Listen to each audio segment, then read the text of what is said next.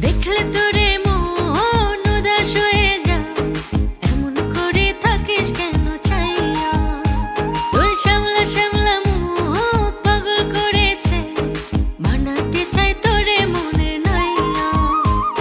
Viral সেই লেবুর lollipop কে কে বাসায় ট্রাই করছেন অবশ্যই কমেন্ট করে জানাবেন। অবশেষে আমিও আজকে বাসায় ট্রাই করে ফেললাম। তো হ্যালো এভরিওয়ান, আসসালামু আলাইকুম, কেমন আছেন সবাই? তো আশা করি সবাই ভালো আছেন, আলহামদুলিল্লাহ আপনাদের দোয়ায় আমরা অনেক অনেক ভালো আছি।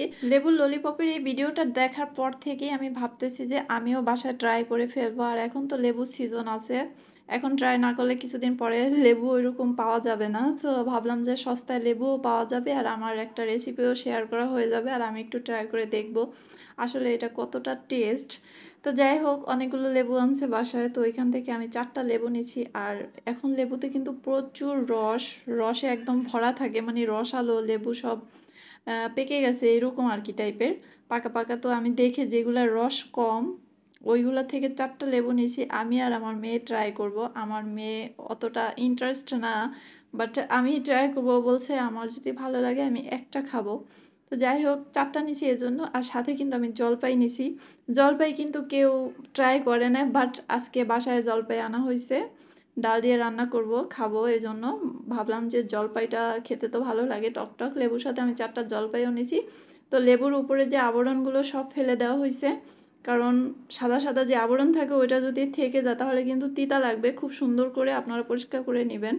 আমি বটি দিয়ে কেটে নিয়েছি, অনেকে ছুরি দিয়ে কেটে নেয়, আসলে ছুরি দিয়ে কাটলে ওইরকমভাবে ক্লিন করা হয় না, সাদা যে পর্দা থাকে। আমি বটি দিয়ে সুন্দর করে কেটে একদম ফ্রেশ করে নিলাম। আর এইখানে যা যা লাগতেছে মশলা বানানোর জন্য, শুকনা লাল মরিচ আমি টেলে নিছি 5টা, আর সাথে আমি লাল মরিচের গুঁড়ো দিয়ে দিলাম, লবণ পরিমাণ মতো, চিনি আর দিলাম বিট লবণ, দিয়ে সবগুলো উপকরণ একসঙ্গে আমি চামচ দিয়ে মিক্স করে নিছি। হাত জ্বালা পোড়া করবে এই জন্য হাতে আর লাগাই নাই।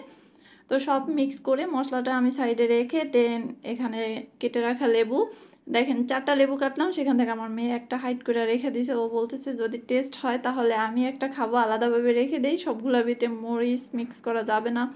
আসলে ও মরিচ খাইতে চাইতেছে না ওই রকম একটা, কারণ ওর একটু বুকে জ্বালা পোড়া করতেছিল, বলতেছে আমার অস্থির অস্থির লাগতেছে, আমার ভালো লাগতেছে না, যদি গ্যাস বাড়ে এজন্য আর কি। যাই হোক, 3টা লেবু নিলাম আর 4টা নিলাম জলপাই।